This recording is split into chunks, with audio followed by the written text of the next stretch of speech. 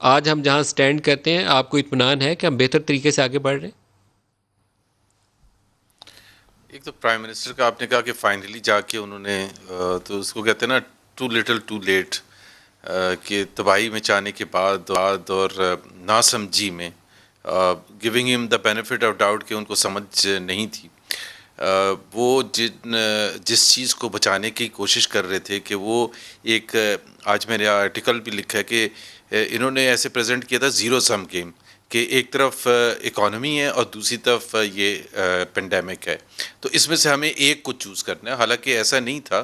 ان کو جو سمجھنے کی ضرورت تھی کہ the two are interlinked, آپ جب تک یہ پینڈیمک رہے گا پاکستان میں اکنامک تباہی جاری رہے گی، چاہے لاک ڈاؤن اس کو بالکل 100% کھول دیں، لوگوں کے لیے کاروبار کرنا آسان نہیں ہے، فیکٹریاں چلنا آسان نہیں ہے، انڈسٹری چلنا آسان نہیں ہے، آفیسز میں نارمل کام ہونا آسان نہیں ہے، کیونکہ اگر 30 لوگ ایک فلور پر کام کر رہے ہیں اس میں سے 4 کو ہوتا ہے تو باقی سب گھر چلے جاتے ہیں۔ دس از دا ٹرینڈ جو پچھلے 2-3 مہینے میں ایمرج ہو کے آ رہا ہے۔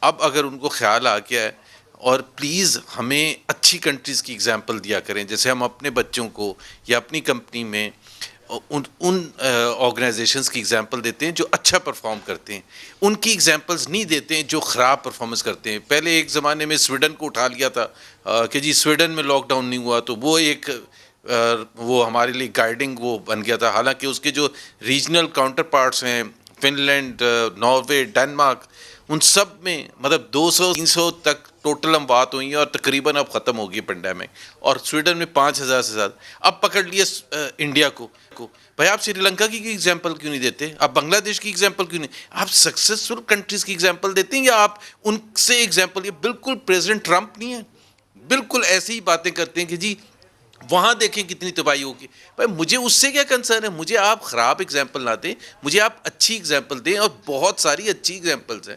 جرمنی ہے، سری لنکا کی اپنے ریجنل کنٹریز میں دیکھ لینا، ویتنام ہے، بنگلہ دیش ہے، not as good as Sri Lanka but still far far better than Pakistan.